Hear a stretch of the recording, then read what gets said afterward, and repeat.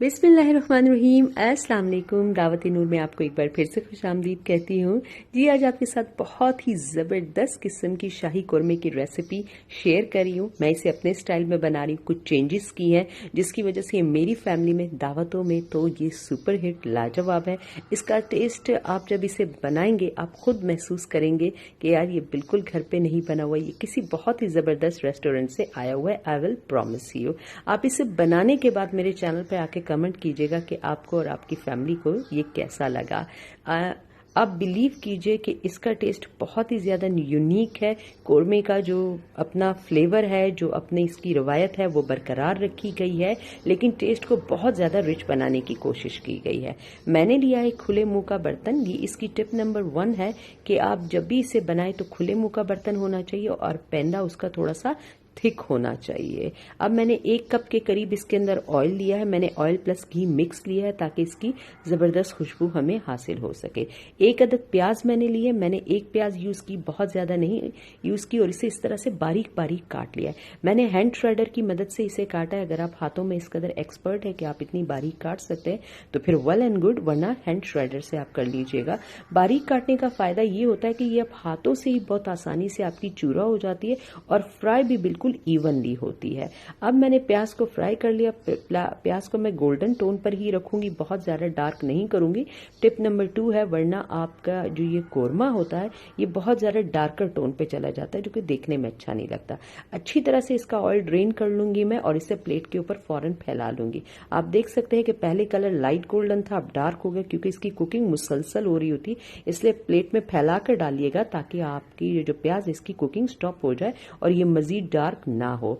अब मैंने 2 किलो के करीब ये चिकन ली हुई है। आप अगर चाहे तो आप इसे मटन के साथ भी बना सकते हैं, बीफ के साथ भी बना सकते हैं। अच्छी तरह से वॉश करके अब उसी ऑयल में जिसके अंदर मैंने प्याज फ्राई की थी इसके अंदर फ्राई करूंगी।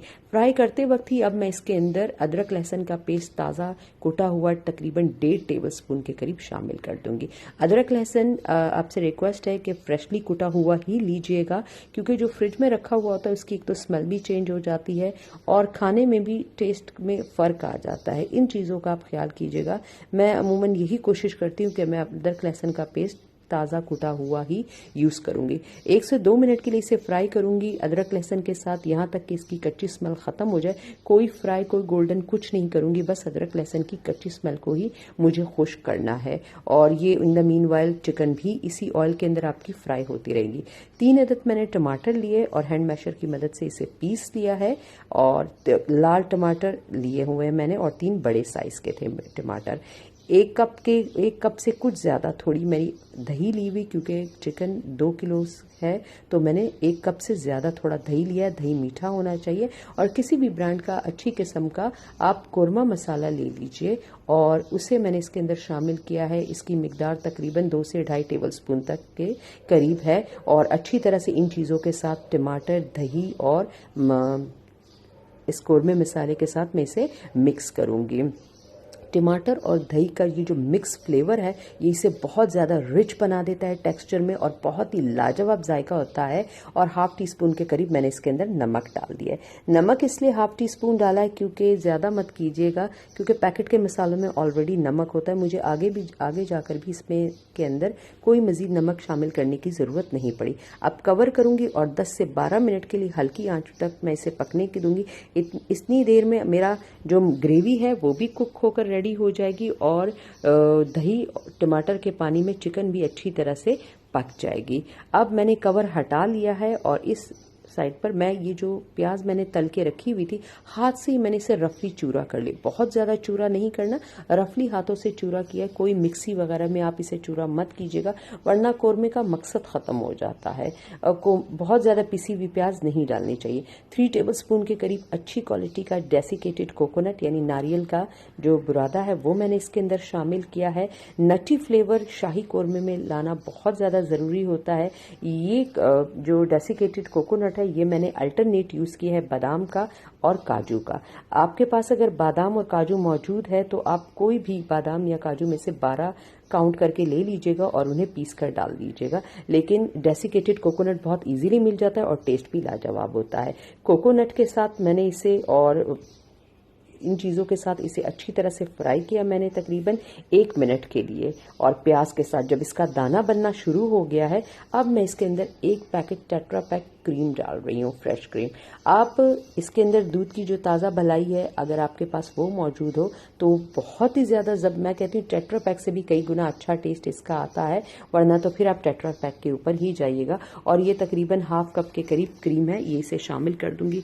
बहुत ही ज़्यादा रिच ग्रेवी इसकी प्रिपेयर होती है और टेस्ट और खुशबू लाजवाब होते हैं, बगैर रूए केवड़ा डाले बहुत ही ज़्यादा ज़बरदस्त खुशबू इस कोरमे से आती है। और आप जब इसे बनाएंगे तो आप एक बहुत ही डिफरेंट टेस्ट में एक्सपीरियंस करेंगे। आई एम श्योर आपको ये बहुत ज़्यादा पसंद आएगी। मैंने इसके अंदर कुछ हरी मिर्चें डाल दी हैं और जूलियन कटी हुई अदरक डाल दी। इस स्टेज के ऊपर मैं इसे कवर करके तकरीबन 1 मिनट के लिए हल्की आंच पर दम दूंगी, ताकि मिर्चों की, अदरक की और कोरमे की खुशबू आपस में इन्फ्यूज हो सके और बहुत अच्छा ऐसा इसको दम लग सके और तरी पूरी कंप्लीटली ऊपर आ जाए।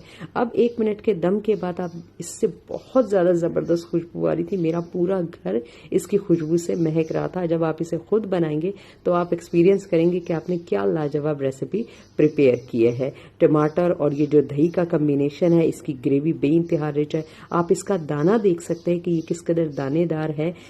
काश मेरा ये कैमरा मोबाइल का इतना अच्छा होता कि आपको इसका जो टेक्सचर जो रियल आंखों से नजर आता है वो आपको दिखा सकता।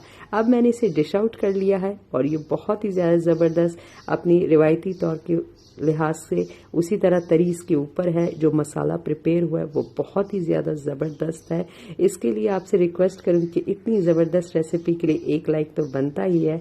और अगर आप मेरे चैनल पर नए हैं तो हम्बल रिक्वेस्ट है, बगैर सब्सक्राइब किए मत जाइएगा। मेरे लोगों पर हिट कीजिए, आपको इसी तरह से ज़बरदस्त ऑन अ बजट रेसिपीज़ यहाँ पर देखने को मिलेंगी। और होप करूँगी आप मेरे साथ जुड़े रहेंगे, मेरा साथ देंगे और कमेंट बॉक्स में मुझे ज़रूर बताइएगा कि आपको ये थोड़ी सी ट्विस्ट के साथ शाही कोरमे की रेसिपी कैसे लगी। और अगर आपको अच्छी लगी है तो अपने फ्रेंड्स एंड फैमिली मेंबर्स के साथ मेरी इस रेसिपी को शेयर करना मत भूलिएगा और चैनल को सब्सक्राइब जरूर कीजिएगा। इजाजत दीजिए, अल्लाह।